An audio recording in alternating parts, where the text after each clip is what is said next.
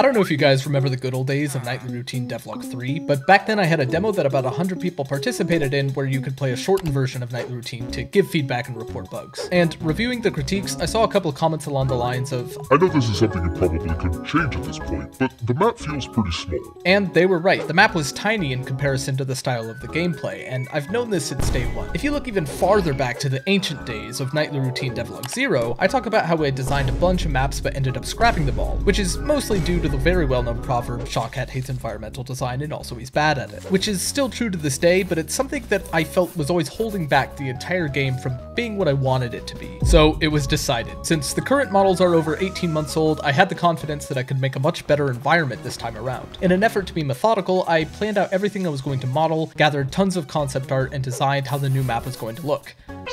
Kinda. Look, I got impatient. I was excited to start. The first thing I did was make a brand new Unreal Engine project, and you might be saying, Shawkat, why would you make an entirely new Unreal Engine project when your current one is nearing completion? Are you stupid? Yeah, a little bit. Take a look at the current project. It's about 3 years old at this point, and the organization is abysmal. It makes no sense. Let's say you need to open the blueprint for the pickup actor for the sword. You have to open content, then weapons, character weapons, Z_old, sword, old, and there it is. What the heck even is Z_old? The entire project is like this. Luckily, Unreal Engine makes it pretty easy to migrate assets from one project to another, so I'm just gonna move all of the important stuff into clean, organized folders and leave all the bloat and muck in the old one. Hey. My first step was to create a landscape, but I needed to make new textures, which I started cranking out in Substance Designer. Hey, psst. Did you know you could buy Substance Painter and Designer on Steam to avoid paying the Adobe subscription? You didn't hear it from me.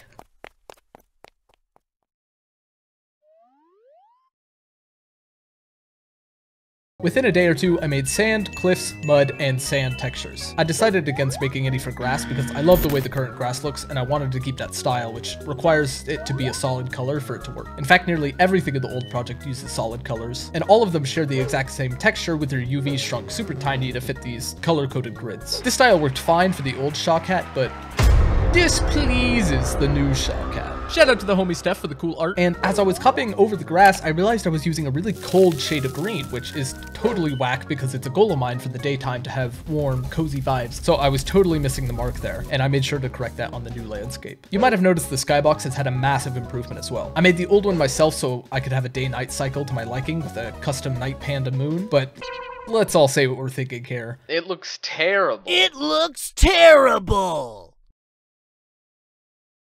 If you're subscribed to this guy, you should be ashamed.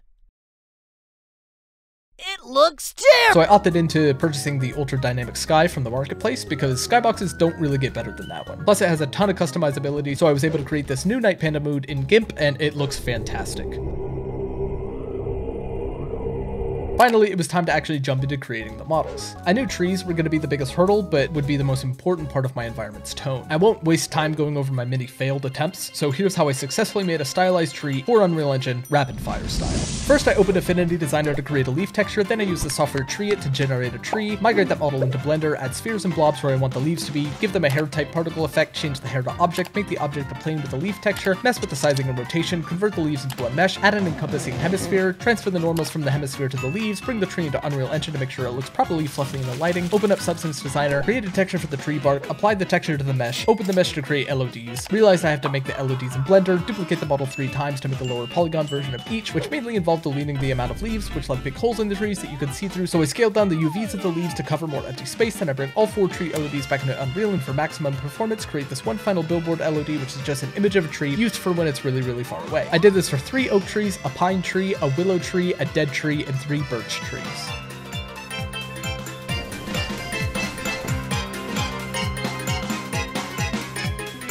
So the trees were done, but I still had a lot of work left. I had plants, rocks, and 30 pieces of foliage, so I started by drawing a foliage atlas in Krita. This was a lot of fun for me because it brought me back to when I peaked in my game development career by making Living for Plants. Foliage using the foliage atlas was created as a bunch of flat planes that I bent slightly to get into the shapes I wanted, overlaying sections of the atlas on top. With this one texture, I was able to create a fern, some grass types, these colorful flowers, and this weird plant thing. Does anyone know what this is called?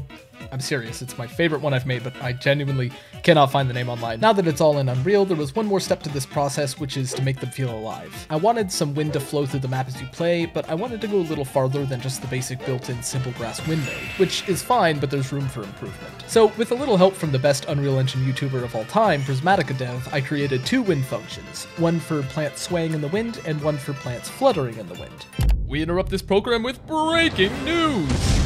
This just in, the Nightly Routine community is the best there is and creates phenomenal fan art of cosmically beautiful proportions. Joan, these are incredible and do not go unappreciated. Just look at that style. Look at that finesse. It's enough to make a grown man cry. Now back to our regularly scheduled programming. To determine which part of the plants would be affected by these forces, I used vertex painting. The more red I painted onto a plant, the harder it would sway in the wind. I stole a Python script to automatically gradient the amount of red from top to bottom, which resulted in trees that would bend at the top but stay completely rooted at the bottom. And the more green I painted onto a foliage, the more it would flutter in the wind. I painted green onto individual leaves, once again using a gradient so no green would be painted where the leaf meets the stem. This, combined with the red gradient, would have a plant sway in the wind, with the leaves being pulled with a secondary force which would flutter without detaching from the stem. Here's a quick list of all the foliage I vertex painted for the wind.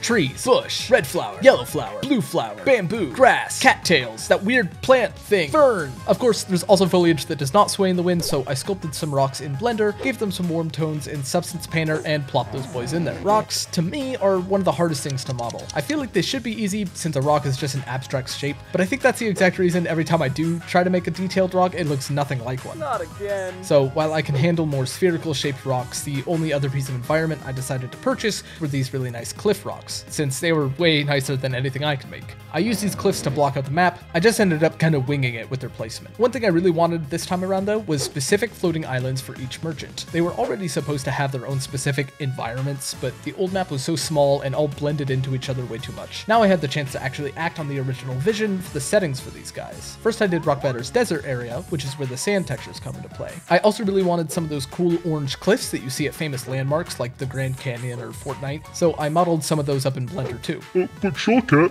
I thought you said you can't make anything other than basic spherical rocks. And yes, you would be right. These are actually just basic spherical rocks that I smushed down and stacked on top of each other.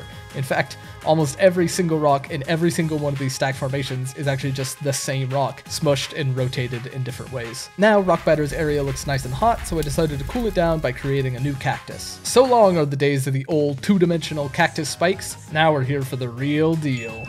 I gave the cactus a much cooler, almost bluish greens to hopefully add some contrast to the hot orange biome. I did the same with the agave plant, which unlike the rest of the foliage, I actually modeled since the plant is thick enough to require some depth in my opinion. And on a whim, I decided to add some other cool stuff like this ribcage bridge, which actually came out looking super sweet, although maybe a little bit scary to walk on. In the old version, the riverman lived in a river.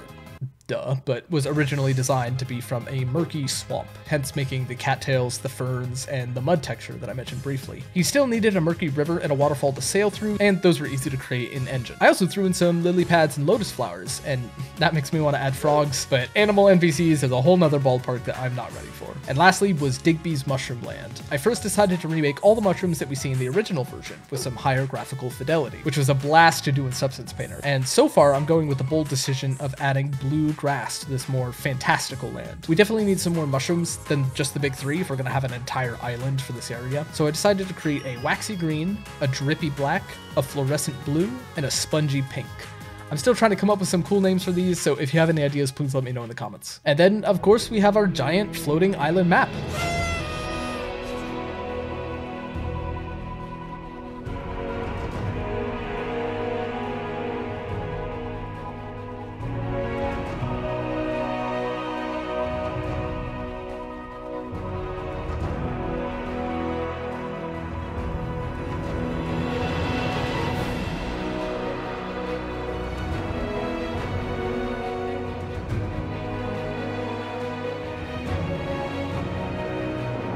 I honestly still can't believe I did it. I did environment design. And honestly, it kind of matches what I did in the middle note. I added in this distant terrain super far down, as well as distant islands and fog cards to add some more depth and scale to the world. And the only unfinished part was me putting together Orthopist. I'm trying to redesign it in a way where there's multiple creative paths up instead of just one spiral. So maybe the Night Pandas can take the king up in different ways, or you have better ways to catch up to him. And I didn't mention absolutely everything I did, like these juicy crystals, for example, but I guess you'll just have to play the game to get the full experience. But it's not out yet, so you'll just have to wishlist it on Steam instead. It'll probably take a couple days to get it all updated, so don't fret if it looks like the old version. Now I've just been working on porting everything over. I was gonna do more by the time this video came out to possibly relieve some tension that this was gonna be a daunting task, but the only thing that's made it so far is the inventory system. And that only took a while for specific reasons. It ended up having some really cool results, so I'll save that for the next devlog because I'm getting a feeling this one's gonna end up way too long, and editing these videos takes freaking forever. If you're too impatient, I might start posting some updates on Twitter @ShockQuack, so you can follow me there too. We'll see. I'm gonna try to. I'm kind of bad at using social media. Almost as bad as I am at editing my YouTube videos.